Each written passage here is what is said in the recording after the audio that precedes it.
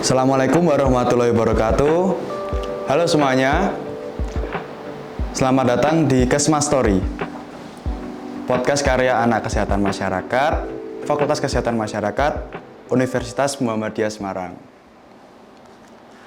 Jadi untuk Kesma Story part pertama ini, kita kedatangan tamu spesial, yaitu Bapak Dekan Fakultas Kesehatan Masyarakat, Bapak Sayono. Assalamualaikum Bapak. Waalaikumsalam warahmatullahi wabarakatuh. Bagaimana Pak kabar hari ini Pak? Alhamdulillah baik, sehat. Alhamdulillah. Sebelumnya perkenalan dulu Pak, nama saya Kinan Sultan Bahar dari Peminatan Promosi Kesehatan. Jadi untuk topik hari ini itu kita akan membicarakan ini Pak, global warming nih Pak. Yeah. Global warming akan menuju ke temanya itu kesehatan kejadian penyakit.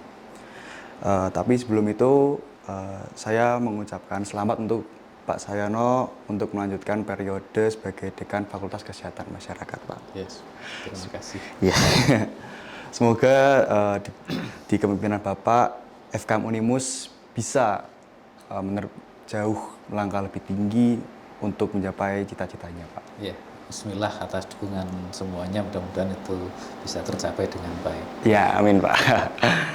Ya Pak, untuk ke topik ini global warming nih Pak. Kalau dirasa makin hari ini makin panas aja ya Pak kalau di Semarang ini Pak. Dan di suhunya tuh udah sampai 36 sampai 37 derajat Celcius dan bisa sampai 40 kemarin Pak waktu itu Pak. Yeah. Itu karena apa ya Pak kalau global warming itu sendiri Pak ya? Ya, kalau penyebabnya kan masih kompleks itu Iya, perilaku manusia jangka panjang ya. Iya Pak. Terutama di dalam berkontribusi merusak lapisan ozon di atmosfer kita ya, sehingga kemudian sinar matahari itu langsung ke permukaan bumi sehingga mengganggu keseimbangan alam ya. Kemudian didukung oleh barangkali eksploitasi dari lingkungan yang berlebihan, terutama adalah makin berkurangnya luasan hutan ini yang kita bisa mengharapkan keseimbangan ekosistem dari terciptanya hutan yang mencukupi. Nah, pada saat ini kan makin berkurang dan itu menimbulkan persoalan, terutama adalah dengan meningkatnya temperatur udara, dan ini dampaknya sangat luar biasa terhadap kesehatan manusia terutama ya, baik dampak secara langsung maupun yang tidak langsung. Kalau dampak secara langsung itu di berbagai belahan dunia yang memang daerah-daerah yang sensitif terhadap temperatur, atau bahasa Inggrisnya adalah temperate region, itu suhunya jauh melambung tinggi daripada di Khatulistiwa, sehingga menimbulkan heat stroke yang meluas ya. Contohnya di India itu kan sudah diberitakan bahwa angka kesakitannya meningkat dan kematiannya juga meningkat karena temperatur yang tinggi. Iya, Pak. Itu dampak secara langsung terhadap manusia, dan kita sebetulnya ikut terdampak loh. Iya Pak. Pertama kan ya sudah terasa ya, setiap hari itu terasa gerah sekali. Pak. Panas banget Pak. Kalau tidak ada kipas angin, tidak ada AC, itu rasanya masih keringat itu bercucuran ya, sehingga tidak betah untuk berada di dalam ruangan. Iya. Itu menunjukkan bahwa temperatur yang tinggi itu mempengaruhi metabolisme tubuh, sehingga tubuh itu berusaha membuat kompensasi atas temperatur lingkungan yang tinggi. Tubuh melakukan kompensasi dengan mengeluarkan cairan keringat supaya membasahi permukaan tubuh kita itu mekanisme alamiah ya, salah satu nikmat Allah yang diberikan secara otomatis kepada kita gitu ya. Hanya saja kalau itu terus menerus kan ya kita dehidrasi juga. Betul, Kalau tanpa sadar kita dehidrasi, kemudian misalnya di daerah-daerah yang sulit air, coba dibayangkan daerah yang sulit air, kemudian tubuh terus-menerus berkompensasi seperti itu. Atau anak-anak bayi balita yang memang mereka tuh belum bisa mengontrol dirinya, itu dampaknya luar biasa. Dan kalau itu terjadi pada masa pertumbuhan itu kan ini seperti tanaman yang baru tumbuh tapi kekurangan air. Iya, nggak ada airnya. Bayangkan seperti apa kan, pertumbuhannya menjadi sangat lambat dan itu juga sebetulnya serupa dengan itu yang terjadi pada manusia gitu. Mungkin kalau itu dampaknya secara kesehatan dan itu ya Pak ya, kejadian penyakit itu Pak. Kalau ini saya pernah baca tuh di web itu global warming itu katanya itu bisa menimbulkan mikroorganisme nih Pak. Itu apakah benar ya Pak ya? Maksudnya mempengaruhi mikroorganisme? Iya, untuk pertumbuhan mikroorganisme di tanah atau itu gimana ya Pak? Ya, betul Pak. Itu juga terdampak. Itu yang nanti ujung-ujungnya dampak tidak langsung kepada manusia. Itu kan tadi yang dampak langsung. Yang tidak langsung adalah dengan meningkatnya rata-rata temperatur udara.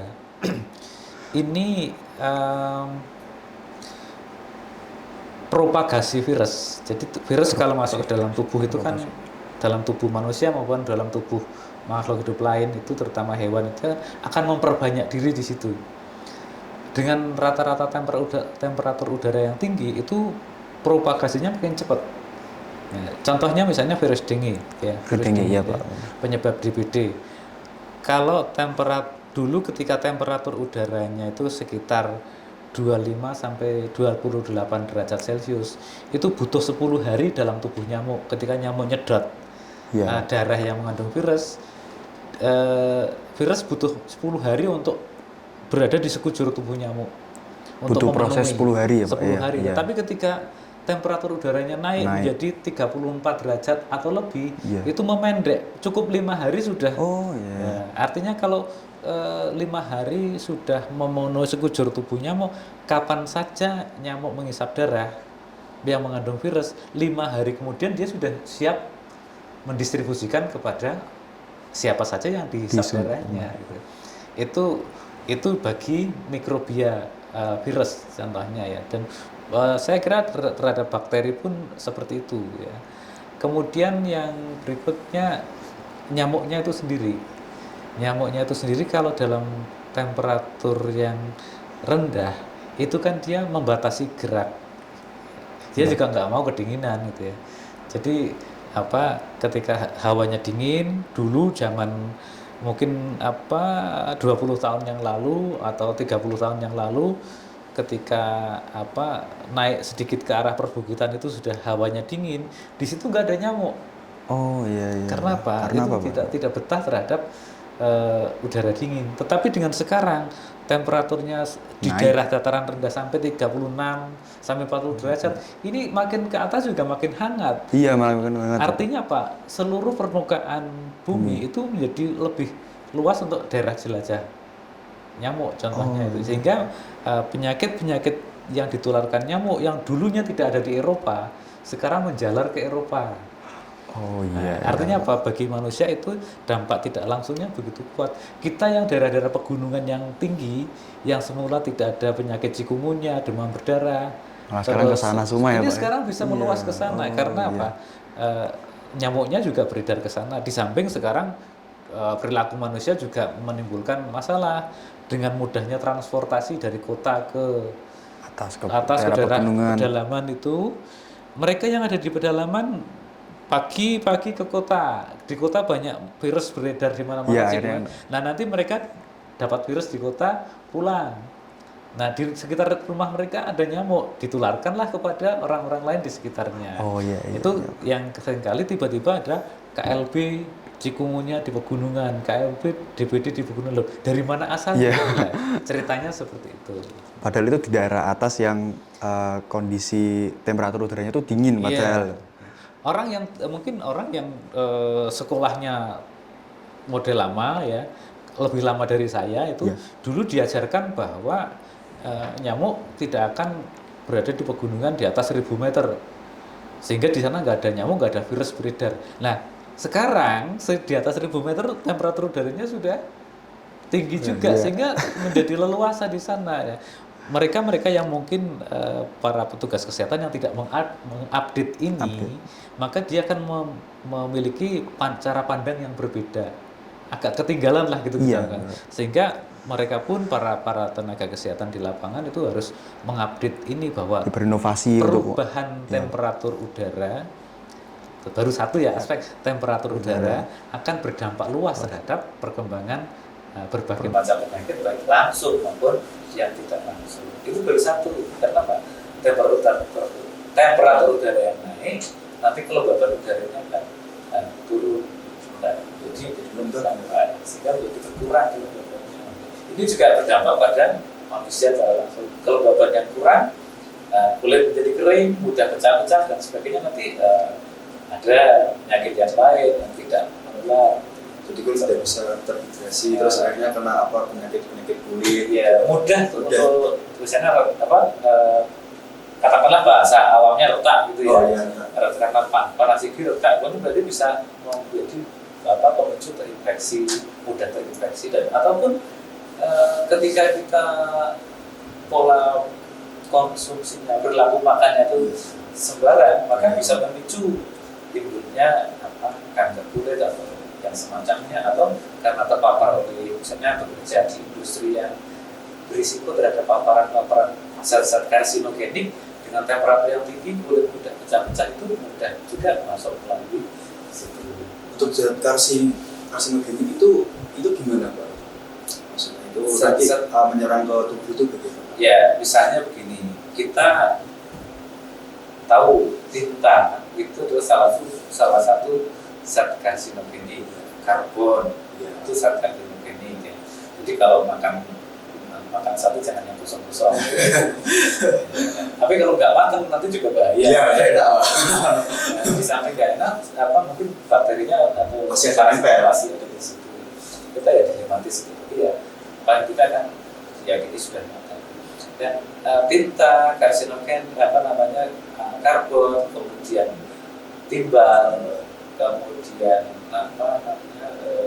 asbes dan sebagainya, itu kan adalah senyawa-senyawa yang mudah merangsang timbulnya kanker. Sehingga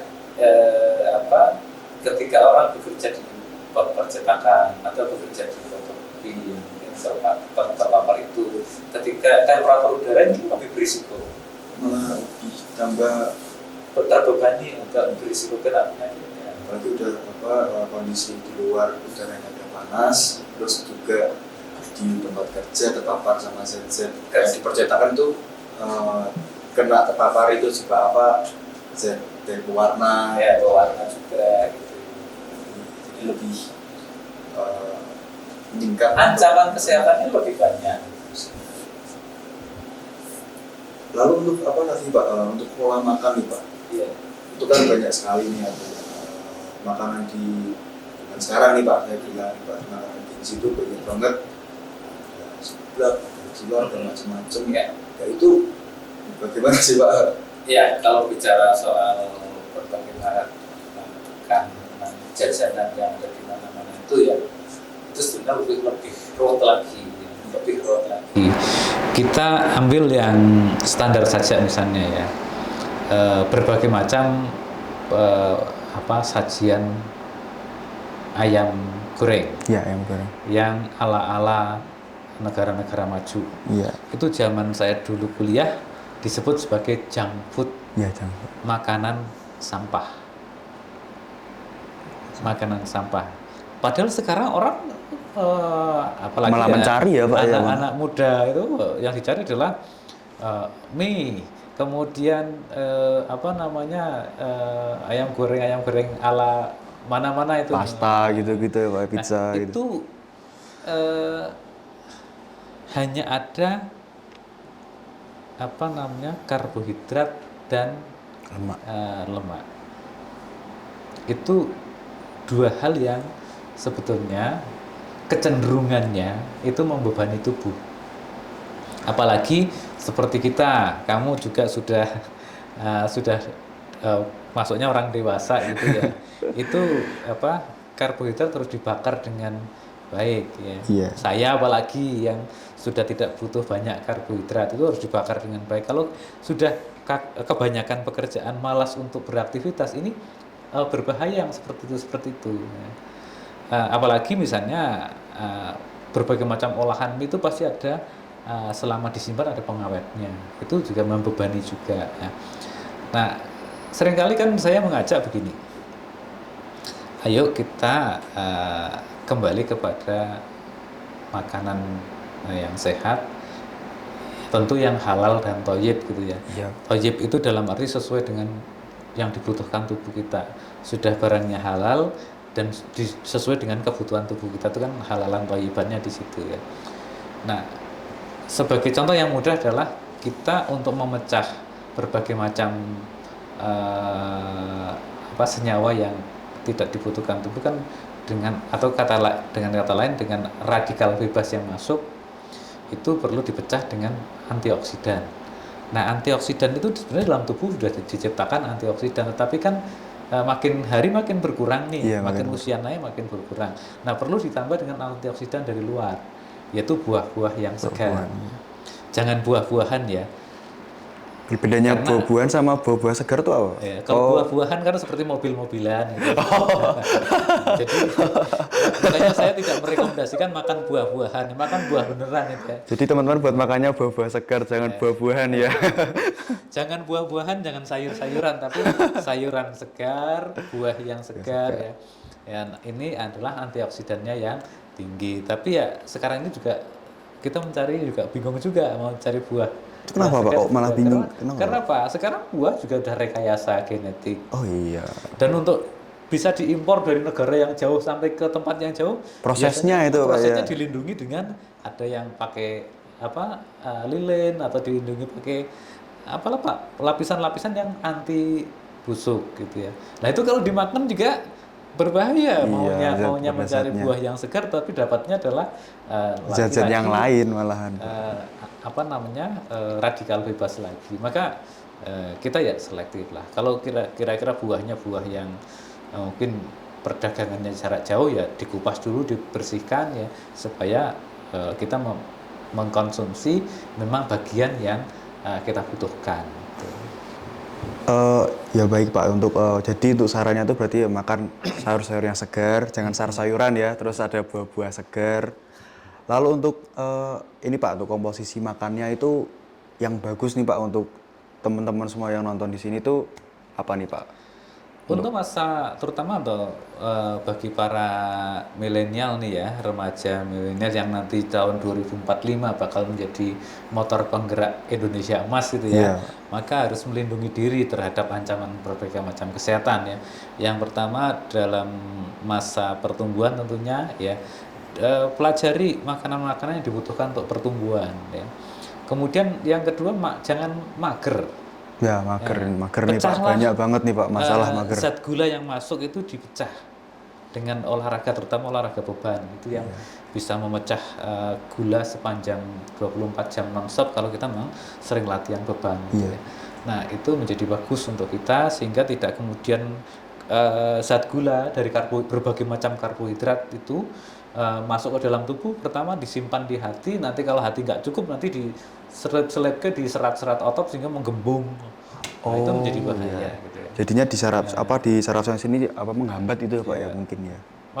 Jadi obes gitu ya. Obes. Nah, nggak ke atas malah ke samping ya Pak ya. Pertumbuhannya ke samping itu nggak bagus. Maka konsumsilah yang banyak serat, kemudian banyak mengandung antioksidan tadi, terutama sayur dan buah itu lebih diperbanyak juga. Jangan lupa untuk menjaga regenerasi sel dan sebagainya, butuh protein yang tinggi. Bagi remaja silakan mengkonsumsi Seperti apa itu, Pak, proteinnya? daging, ikan dan sebagainya. Kita orang Indonesia itu kan lautannya luas kayak ikan. Iya. Jangan sampai kita tuh tidak pernah makan ikan ya. Makannya ikannya gereh gitu ya. Nah, itu sudah keliru. Makanya ikan segar yang banyak ya. Jangan segan-segan untuk makan ikan, dan juga berbagai macam sumber protein yang lainnya gitu. Kemudian tadi dikombinasikan dengan buah dan sayur, dan karbohidrat yang secukupnya saja, sesuai dengan porsinya, sesuai dengan usia dan postur tubuhnya serta aktivitas tubuhnya. Jangan lupa, karena temperatur udaranya yang selalu naik, maka konsumsi cairan, Ya, terutama ya air segar ya, air putih yang banyak ya. Kita berapa liter per hari?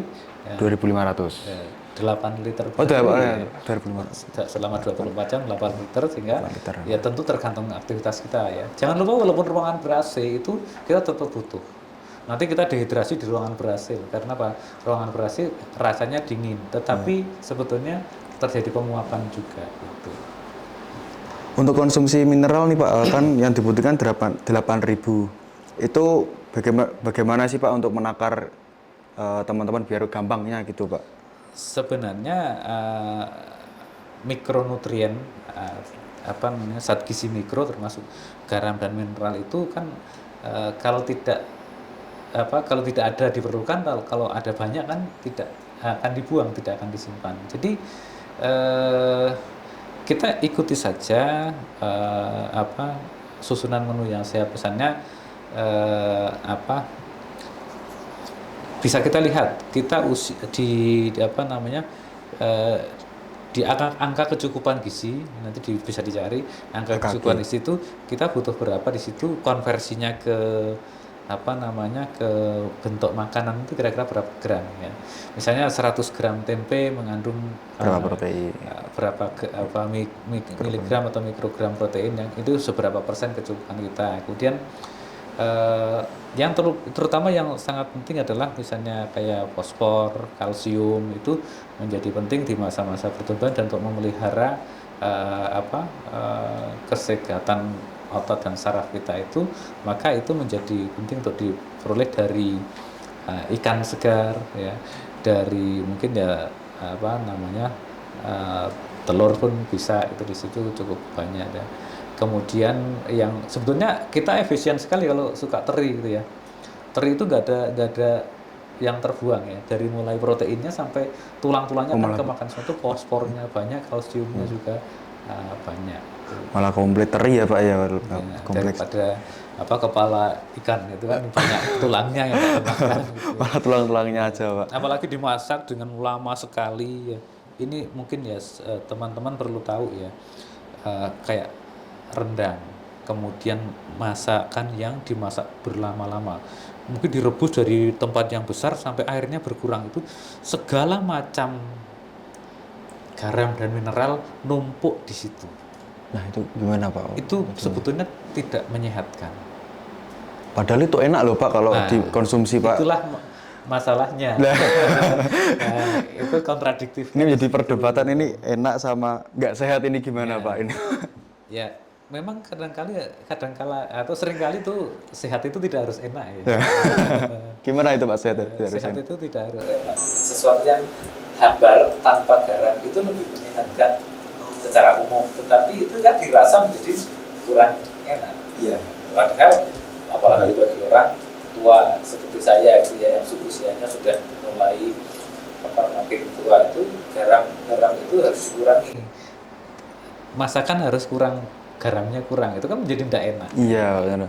Nah ini kembali lagi bahwa filosofinya sehat tidak harus enak. Orang kadang-kadang ingin menurunkan tekanan darah, menurunkan berat badan, harus mengkonsumsi berbagai macam jus yang rasanya itu tidak karuan. Iya Pak, benar Pak. Banyak di sosmed tuh banyak yang kalian mau kurus harus konsumsi jusnya kayak gini. Itu rasanya nggak karuan. Iya. Nah, itu kan sehat itu tidak selalu harus dengan enak. Nggak nyaman Pak ya. Tetapi kita bisa berupaya begini. Satu, sadari apa yang kita butuhkan. Kemudian yang kedua, konsumsi secukupnya, ya. Terutama yang mengandung tadi antioksidan tinggi dan serat yang tinggi itu, beserta kandungan proteinnya juga, terutama untuk yang untuk pemeliharaan dan pertumbuhan itu ya. Kemudian nikmati itu dengan rasa suka. Yeah. Ya.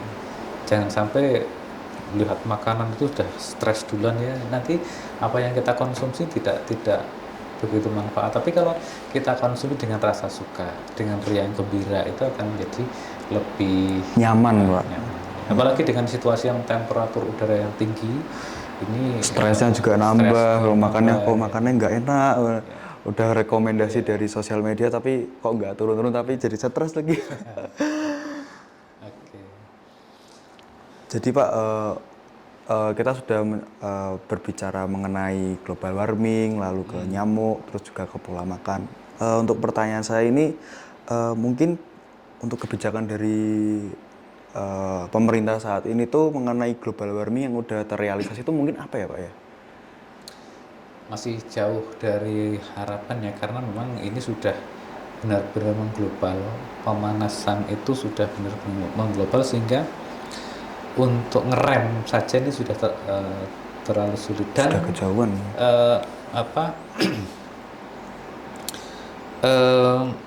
Dalam praktek nyatanya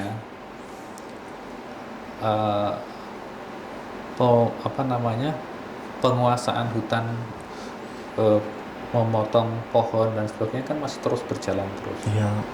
Ditambah lagi nanti kalau berladang dengan membakar, ataupun karena temperatur yang tinggi, gesekan pohon ataupun di lahan yang kering itu bisa menimbulkan nyala api, dan itu memperparah ya. Sudah panas, berasap lagi, ada debu-debunya halus, itu luar dalam kita tuh bermasalah, terhirup itu. Jadi sampai saat ini saya belum melihat adanya usaha-usaha yang benar-benar signifikan ya. Mungkin sekelompok kecil masyarakat berusaha untuk memperbaiki situasi dengan kita misalnya menanam pohon di daerah-daerah yang gersang. Mahasiswa kan seringkali ya menanam mangrove di pantai yang gersang, itu ya bagus lah, berkontribusi, setidaknya kan sudah berusaha. Tapi itu terlalu kecil ya, walaupun tidak ada sesuatu yang sia-sia. Paling tidak di lokasi itu kalau pohonnya tumbuh kan menjadi rindang, dan lokasi itu menjadi enak gitu ya. Tetapi secara makro, secara keseluruhan di seluruh permukaan bumi itu belum berefek ya, belum berefek. Karena apa? Kecuali memang 100% seluruh negara berusaha memperbaiki, mungkin bersama-sama gitu ya. 75% dari masalah yang terjadi di masing-masing negara bisa teratasi, itu baru ngefek terhadap bagaimana ngerem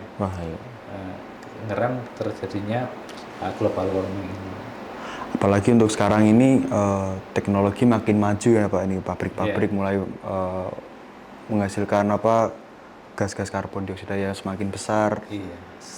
Salah berapanya. Iya, ya itulah. Termasuk kita yang boros tisu itu juga menjadi penyebab pengerusakan hutan itu. Iya. Ya, maka ya kita harus hemat semuanya, hemat tisu, hemat air. Ingat loh, air di bumi kita itu memang dengan mencairnya kutub itu permukaan laut jadi makin meningkat, tetapi air bersih jadi barang yang makin sulit loh sekarang ini lah. Air bersih itu menjadi sesuatu yang makin sulit. Karena apa? Penduduknya yang mau mengkonsumsi juga sangat tinggi. Ya.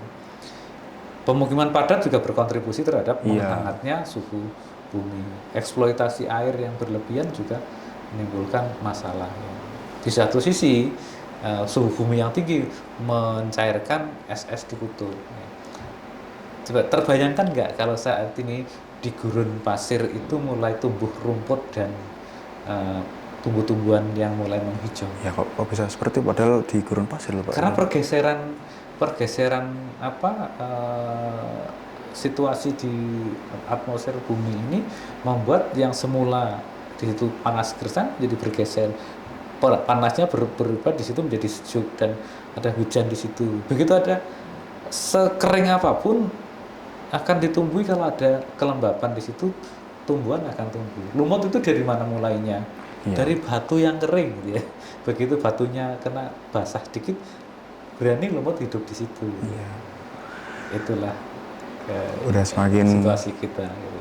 semakin segini makin ke sana ya Pak ya. Itulah. Oke. Jadi untuk ini Pak, untuk pertanyaan terakhir nih Pak. Mungkin tadi juga udah banyak juga mengenai dampak dari global warming, itu ada penyebabnya.